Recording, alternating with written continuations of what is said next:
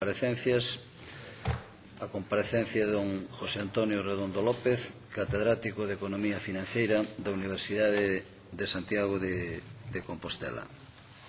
Antes de explicarlle a mecánica da súa comparecencia, eu quixera, señor Redondo, agradecerlle moi especialmente a facilidade que vostede nos deu para comparecer nesta comisión, porque hai que ter en conta, por eso nos solidarizamos con vostede, por o recente pasamento de seu pai, pero vostede, sin embargo, non tuvo inconveniente en comparecer nesta comisión facilitando os traballos da mesma. Por lo tanto, eu quero, en nome de toda a comisión, agradecerlo tamén personalmente.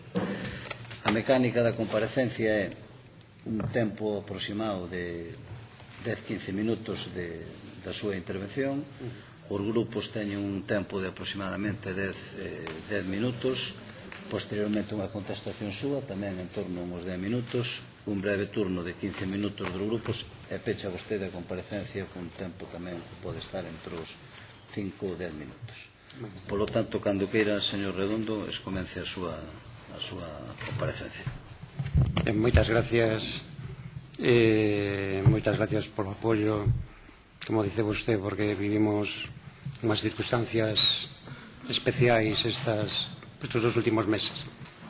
Miña comparecencia, evidentemente, é unha comparecencia o día de hoxe un tanto especial, porque pretendía chegar a unha, pero me convirto un pouco en protagonista único desta mañá. Miña intervención vai moi centrada no aspecto que eu levo anos, sobre o que levo bastantes anos reflexionando, e pois ao final de todo, se me permiten, como profesor de Economía Financeira, darelles unha reflexión que eu fixen precisamente na recepción como académico da Real Academia de Ciencias Económicas e Financieras. Eu actuei de recipendiario. Se recibía o profesor Juan Quintás e o título de súa discurso era Supervisando al supervisor bancario, moi oportuno precisamente en estes momentos. Dúas reflexións previas. Según CECA, informe de responsabilidade social corporativa, algo que hoxe en día en todas as empresas que se precien teñen que presentar, las cajas de ahorro están especializadas en la canalización del ahorro popular, en la financiación de las familias y de las pequeñas y medianas empresas. Asimismo, tienen una fuerte raíz local con una densa red de oficinas de implantación regional. Primera reflexión. La segunda, querría hablar aquí de una vieja teoría, la teoría de la agencia. Dice Ross, la relación de agencia, y él habla de las empresas, yo hablo de las cajas, debe entenderse en un sentido amplio, para reflejar la vinculación contractual explícita o implícita que existe entre dos o más partes, mediante la cual una de ellas, denominada agente, realiza una actividad o presta un servicio en nombre de la otra principal, de la que recibe la delegación de autoridad. La gerencia no ofrece ni suministra capital financiero, sino conocimientos, por lo que no hay razón a priori para creer que pretenda maximizar la retribución del capital o de los propietarios, sino más bien que quiera maximizar sus éxitos como organización. Las argumentaciones que ofrece Galbraith, cito un trabajo de 1980, respecto a las conductas y pretensiones de este grupo, supervivencia a largo plazo, crecimiento, identificación con el proyecto de empresa, explican los comportamientos y estrategias, y este ha sido un hecho estudiado por numerosos profesores, o algunos profesores, Valentín Azofra, entre otros, sobre las estrategias seguidas por las cajas durante décadas. Sus tesis, de alguna forma suscriben lo que en aquel momento decía Galbraith. La supervivencia es el objetivo prioritario, sin ella el grupo no tiene sentido. Para ello es preciso llegar a un nivel mínimo de beneficios suficientes para garantizar la viabilidad de la organización a largo plazo y a su vez satisfacer a otros grupos. Y en segundo lugar, una vez asegurada la supervivencia, la gerencia buscará, a través de la reinversión de excedentes, el crecimiento. Ello implica, según este autor, mayor remuneración, prestigio y poder para el grupo dirigente. Bien, Hecho estas dos reflexiones, quisiera entrar en las causas por las cuales nuestras cajas, a mi entender, a mi modesto entender, llegaron a esta situación. Tanto las cajas como el resto de las entidades financieras desarrollaron desde el inicio de la burbuja inmobiliaria una política de expansión de crédito propiciada por intereses históricamente reducidos, lo que permitió el acceso a cantidades ingentes de recursos financieros. Para compensar la fuerte reducción del margen financiero y mantener los resultados, la única alternativa fue multiplicar el número de operaciones. Evidentemente, ¿cómo se multiplica el número de operaciones? Relajando controles de riesgo y propiciando lo que, en definitiva, hemos todos catalogado como la gran burbuja financiera que ha sido el origen de la gran crisis, una de las mayores crisis de la historia. Los resultados extraordinarios durante la década prodigiosa alentaron a nuestras cajas a una expansión territorial y a una concentración de riesgos en el sector inmobiliario extremadamente ambiciosa. Las consecuencias de lo estamos viviendo en estos momentos y, lo que es peor, muchos de nuestros ciudadanos se sienten estafados por quien, como decía al principio, tenía como objetivo proteger el ahorro popular. Los informes financieros de gestión que hemos estudiado, accesibles, muestran una absoluta falta de claridad en cuanto a la gestión del riesgo. No existen referencias que evalúen el riesgo en un escenario que tuviese en cuenta el valor real de las inversiones inmobiliarias, el aumento de la morosidad, la caída del PIB, el desempleo, la sensibilidad al alza de los tipos de interés, las dificultades de financiación. Esto último, añadido a la falta de transparencia, es una muestra de la discutible e ineficiente gestión de riesgos que se venía haciendo en las cajas. Intentaron ocultar la situación real, manteniendo durante mucho tiempo y con el permiso del supervisor en libros el valor en libros de los activos, cuando no el valor real de mercado. Y dentro de los factores desencadenantes y dentro de los factores que propiciaron toda esta decadencia final, me permito comentar los que considero más importantes. En primer lugar, tenemos que citar los fallos en la regulación y supervisión financiera. Desde el Banco Central se alertó varias veces de los riesgos, sin embargo, fue incapaz de corregir la situación. El Banco de España, a mi entender, debería haber actuado limitando la expansión del crédito o, al menos, la concentración en el sector inmobiliario, lo cual podría haberse conseguido por diferentes vías: límites a la concentración sectorial de riesgos, provisiones crecientes en función de dicha concentración y mayores niveles de capital ajustados al riesgo. Si algo ha puesto en manifiesto esta crisis, ha sido la urgencia de crear un sistema bancario europeo único. No fue por desconocimiento de la situación. Los propios inspectores del Banco de España alertaron del peligro. La Asociación de Inspectores de Entidades de Crédito, un manifiesto que tengo aquí, no es muy legible, manifiestan su sorpresa porque el regulador no tome medidas. Creemos, dicen, que su análisis sobre las circunstancias que han propiciado la delicada situación actual es, cuando menos, parcial, ya que obvia una de sus causas más evidentes: la pasiva solicitud adoptada por los órganos rectores del Banco de España. Dice más adelante: en nuestra opinión, detrás de este crecimiento desordenado del crédito, especialmente en la parte dedicada a la financiación de la actividad inmobiliaria, se encuentra, en último término, la falta de determinación demostrada por el gobernador para exigir a las entidades sometidas a la supervisión del Banco de España el rigor en la asunción de riesgos exigibles a gestores de recursos ajenos. Bien, esto es una muestra evidente de que los inspectores, en este caso, sí habían hecho su trabajo. Otro factor que debo considerar es el riesgo moral. El riesgo moral o inducido se puede definir como aquel que conduce a las entidades a asumir altos riesgos amparados en la protección obtenida del sistema en el caso de que la situación se complique.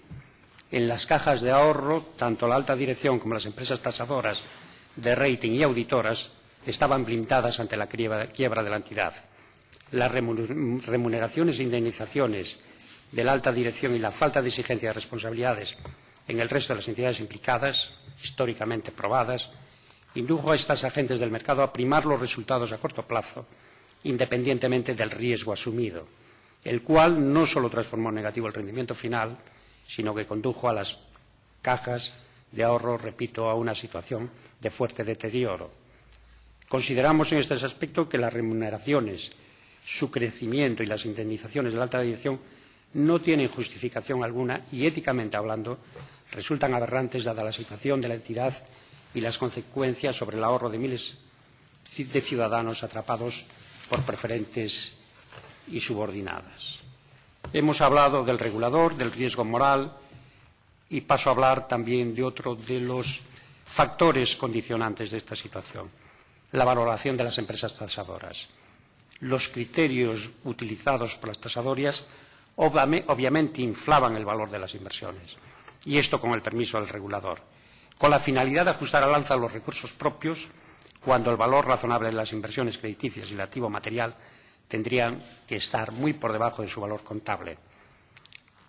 La práctica de estas empresas no es que lo manifieste yo, es que ha sido estudiado por muchos profesores y investigadores, entre ellos Montalvo, que indica en el caso español también ha sido relevante la cuestión de las tasaciones. Parece ser que más del 50% de las tasaciones las realizan empresas de tasación controladas por bancos y cajas de ahorro. Esta situación genera claros incentivos perversos. El precio de tasación se fijaba la mayoría de las veces a partir de las necesidades de financiación del crédito de financiación de los demandantes del crédito hipotecario para aumentar la probabilidad de la concesión del crédito. En este mismo sentido, Garmendia, en el 2009, indica que el segmento del crédito hipotecario tenía también sus particularidades. En este sentido, bastará con señalar que la tasación inmobiliaria suele encargarse en muchos casos a entidades gobernadas relacionadas con los otorgantes del crédito y que las comisiones de los agentes que operaban en el mercado dependían del volumen de hipotecas y del tipo de interés diferencial del crédito. Los informes de auditoría. Hemos repasado numerosos informes de auditoría de los últimos años. A pesar de la gran cantidad de ineficiencias que se aprecian en los informes, las empresas de auditoría dan el visto bueno sin salvedades. Teniendo en cuenta que el trabajo de auditoría se limita, y así se manifiesta, al informe de gestión a partir de la información obtenida de los registros de las cajas, podríamos pensar que la evaluación está correctamente realizada. Sin embargo, las auditoras no se detienen a verificar cuestiones como el crecimiento desmedido del crédito, los excesivos salarios, el aumento del número de oficinas y empleados, la poca realista valoración que las empresas tasadoras hacen de los activos materiales y la deficiente explicación de la gestión de riesgos, sin realizar ni el más mínimo comentario ni salvedades sobre esta situación. Las cuentas y el informe de gestión concuerdan con la realidad, pero en nuestra opinión se deberían haber mostrado salvedades sobre el cumplimiento de los ratios obligatorios, la gestión de riesgos y las valoraciones. Cuarto factor, agencias de rating. Realmente el indicador de la calidad de nuestros activos.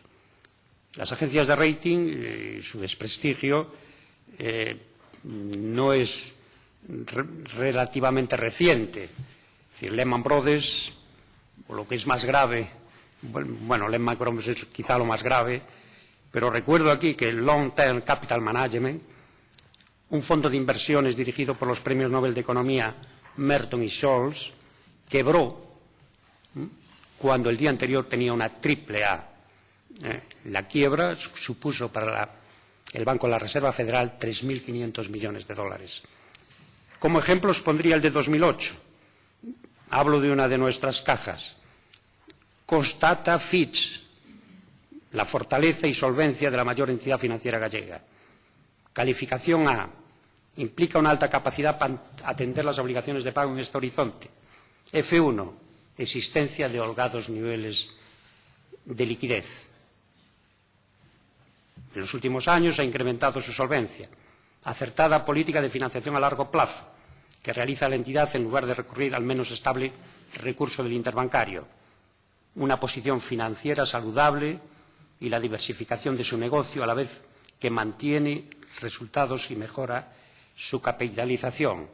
2009, otra entidad financiera. A, negativa, pasa de A positiva a negativa. El fuerte posicionamiento de esta entidad en su mercado, junto con una gestión proactiva y una fuerte base de depósitos minoristas. Los avances perceptibles logrados por la entidad a la hora de reducir la concentración de riesgos, gestionar la liquidez, la calidad de los activos y los niveles de capital le permiten mantener una calificación F2. Y así llegamos al 2009 con unos ratios que no voy a repetir, sobradamente conocidos, de 6,29 de core capital, 5,2 en otro caso, Tier 1, 8, 7,45, el índice de solvencia 11,14, 11,84, etcétera, etcétera. Por tanto, creemos que es un aspecto fundamental, sobre todo a la hora de orientar básicamente lo que son las inversiones de los ciudadanos, que estas agencias realmente de calificación realmente no están jugando un papel de transparencia y de la cual un ciudadano normal o un ciudadano que asesora se pueda fiar. Riesgo sistémico, como otro factor. Los desequilibrios exteriores derivados de los intercambios comerciales afectó negativamente a la capacidad de financiación, generando un elevado grado de dependencia financiera y con él el coste de capital. El dinero barato obtenido en mercados interbancarios se reduce con la crisis drásticamente y las políticas de expansión poco realistas y los proyectos poco realistas financiados se resienten. Las sucesivas auditorías, tal como señalamos anteriormente, no incluyen salvedades que informen de estos riesgos, siendo perfectamente conocedoras de la situación. Un simple análisis con escenarios estresados podrían poner de manifiesto la debilidad que en ese momento tenían nuestras entidades financieras. Solo el informe al que he tenido acceso del PricewaterhouseCoopers, encargado en 2010, se muestran por primera vez estas debilidades.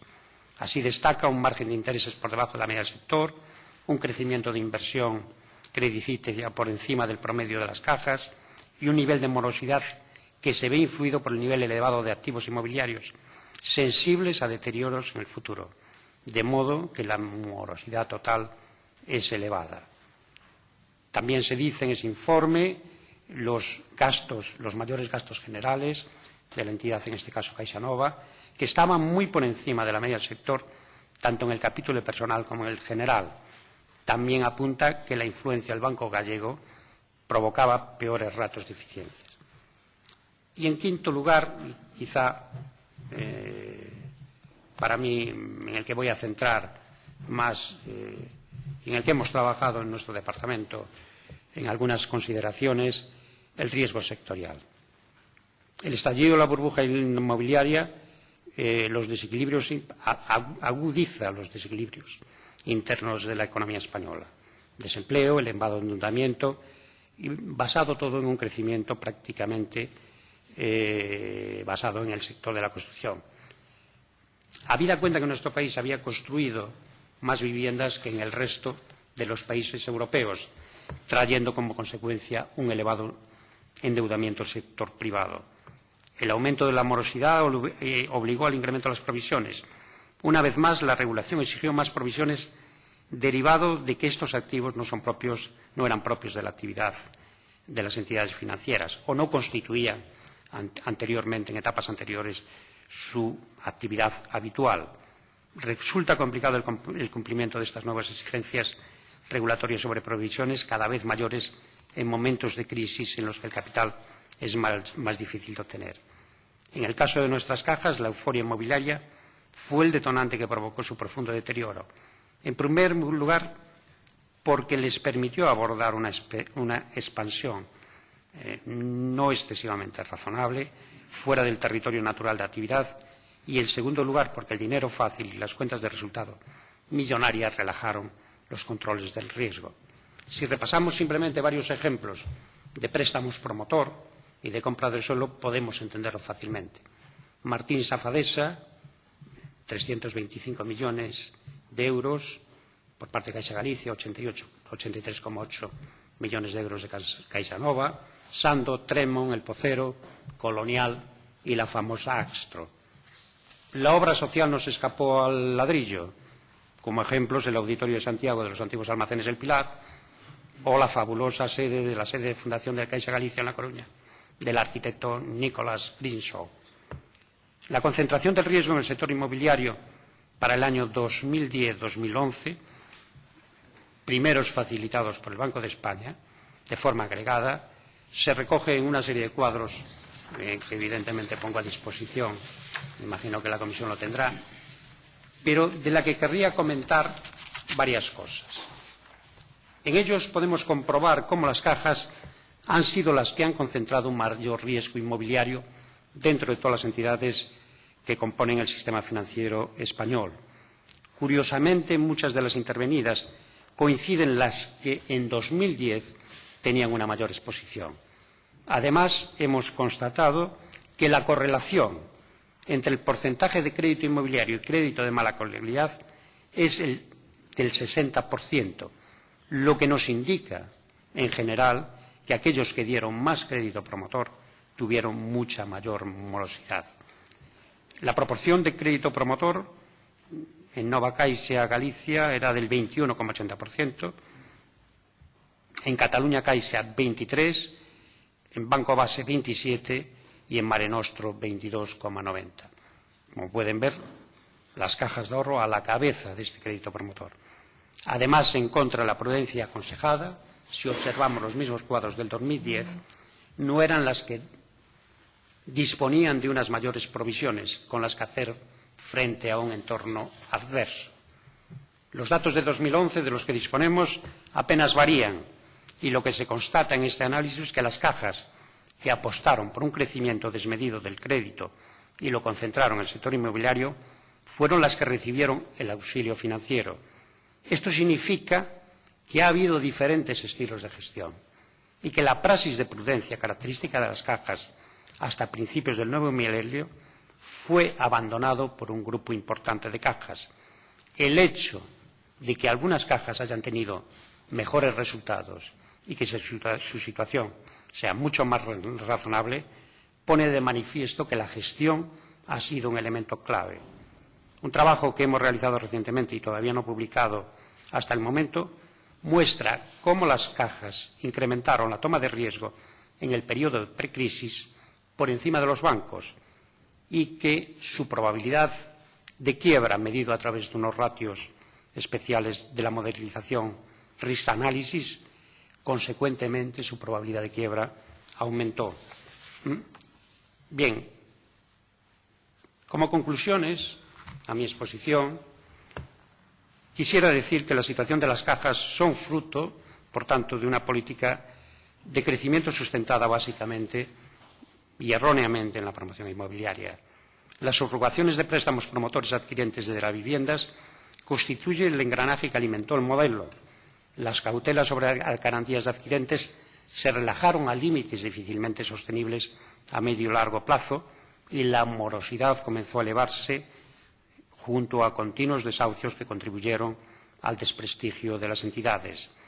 Plazos de hipotecas de hasta 50 años, inexistencia de avales, sobrevaloraciones en tasaciones, intereses bajo mínimos históricos, eso sí variables, unido a incentivos fiscales, alimentaron la mayor burbuja inmobiliaria de la historia. La inadecuada gestión de las cajas durante la crisis contribuyó a acentuar los errores y a retrasar medidas correctoras que habrían amortiguado el problema. Los intereses localistas y personalistas, por otra parte, pidieron muchas veces buscar una solución rápida y las discusiones, muchas veces para desesperación de los observadores, se centraron en repartos de poder absurdos. Aunque podemos considerar que en el caso de la Caja Norte su situación financiera estaba más comprometida que la del Sur y el desconocimiento que hasta este momento se tenía sobre el verdadero riesgo inmobiliario.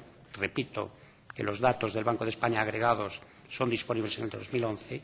Ninguna de las dos hubiese tenido un protagonismo de relevancia en la alternativa que eran las SIP, que en ese momento se barajaron. Con todos los problemas que arrastraban, la fusión, desde mi perspectiva, era en aquellos momentos la única alternativa viable. En siguiente lugar, y como conclusión, simplemente resaltar que desde nuestra perspectiva las fusiones en frío, las fusiones SIP, fueron estrategias de posicionamiento y de lucha de poder cara a la irreversibilidad de la fusión. Simplemente quiero comentarles un ejemplo de una de las SIPs, Caja de Extremadura, Caja Astur, Caja Cantabria, Caja Castilla-La Mancha, la opinión de Comisiones Obreras, Banca de Asturias, que señala, al ejercer la actividad financiera de forma indirecta a través de un banco, resulta un espejismo afirmar que mantiene su naturaleza de caja de ahorros, pues desaparece su actividad como tal caja de ahorros, quedando reducida la gestión a la obra social. Además, las decisiones las tomará el órgano de dirección del banco, dejando sin contenido ni funciones a los órganos de gobierno de la Caja Asturias. Con la creación del banco, los gestores de las cajas que pasan a desempeñar sus puestos en el Consejo de Administración se blindan en la duración de su mandato y en sus retribuciones, sorteando de esta forma la limitación de mandatos que establece la normativa, siendo, por tanto, los gestores de las cajas los beneficiados de este proceso. España, sigo citando, como responsable de la supervisión de las mismas,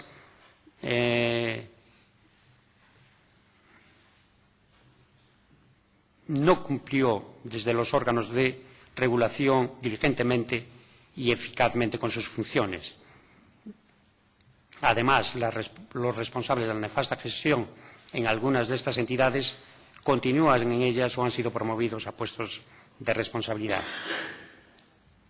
Como conclusión siguiente, señalo que las estrategias desarrolladas desde entonces por los nuevos gestores se han tenido por nuestros gestores, se han tenido que enfrentar a sucesivos cambios de normativa del regulador, con unas exigencias de core capital y plazos cada vez más rigurosos, lo que ha obligado a realizar un enorme esfuerzo para mantener el proyecto de una entidad gallega.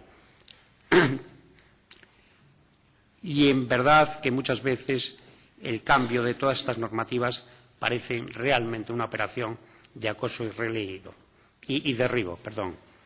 He releído estos días un artículo en el que se decía algo que en aquel momento de la fusión se planteaba. Y en ese artículo se decía: los tres partidos políticos con presencia en la Cámara Autonómica, PP, PSG y BNG, coinciden en que la fusión es necesaria. Los tres sindicatos con mayor peso en el país gallego y presentes en ambas casas apoyan la fusión. El 90% del empresariado gallego es partidario de la fusión. La práctica totalidad de los economistas que se han pronunciado, y entre los que me incluyo firmando un manifiesto, incluido el Colegio Profesional, consideran que la fusión es la opción más racional y son favorables a ellas.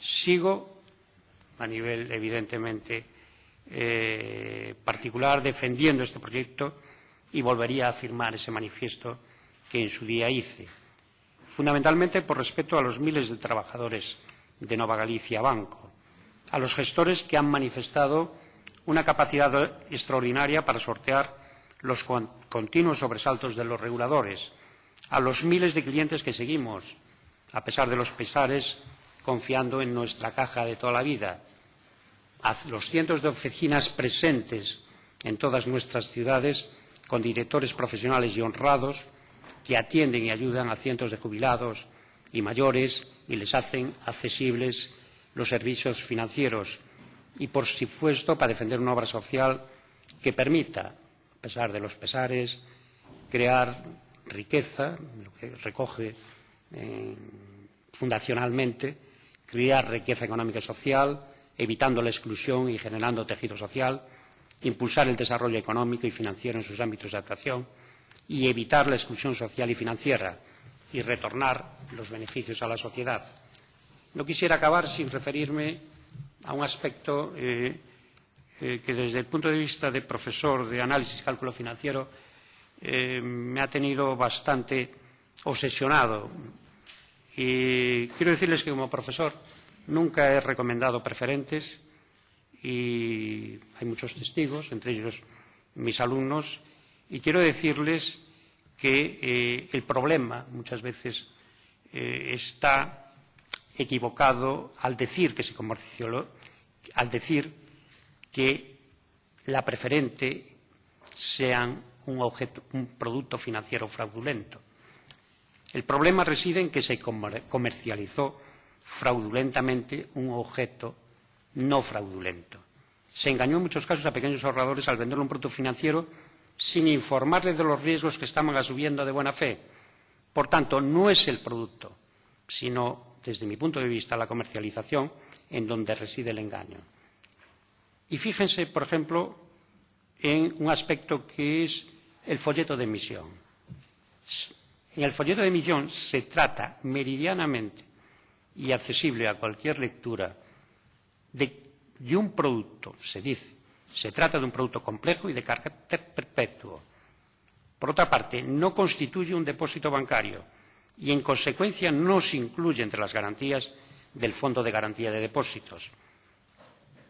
Y, en tercer lugar, por señalar, estos títulos cotizan en mercados secundarios de renta fija y cuentan con una liquidez reducida, lo que puede complicar la venta para deshacerse de ellos. Esto se recoge en la mayoría de los folletos y de los contratos firmados con preferentes. Lo que es preciso saber es que si todo estaba tan claro, ¿cómo se vendían como productos sin riesgo? ¿Cómo se trasladó al inversor que este era un producto sin riesgo? No me imagino a los empleados de nuestras cajas vendiendo preferentes sin que sobre ellos se ejerciese algún tipo de presión. Y las presiones no son para vender un producto. Simplemente basta decir, no cumples objetivos, tu porvenir está en el aire.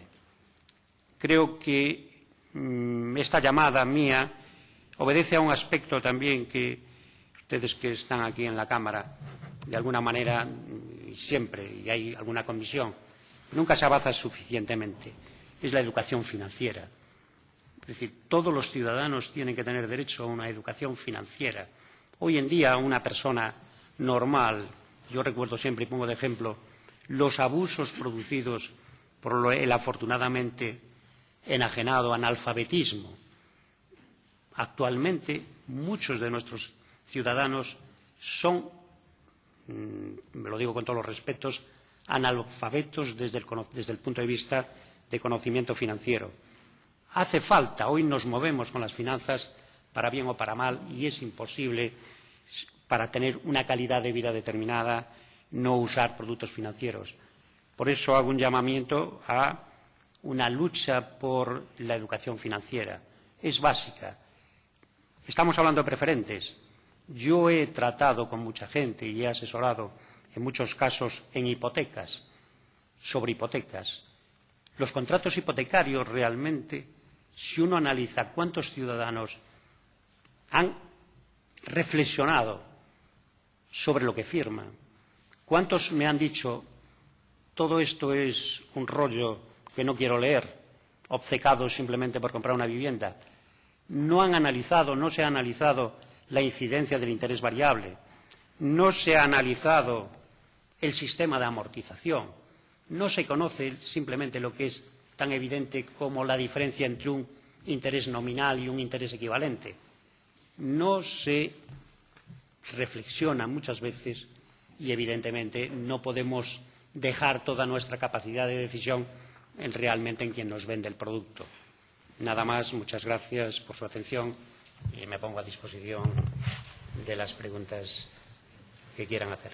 Gracias.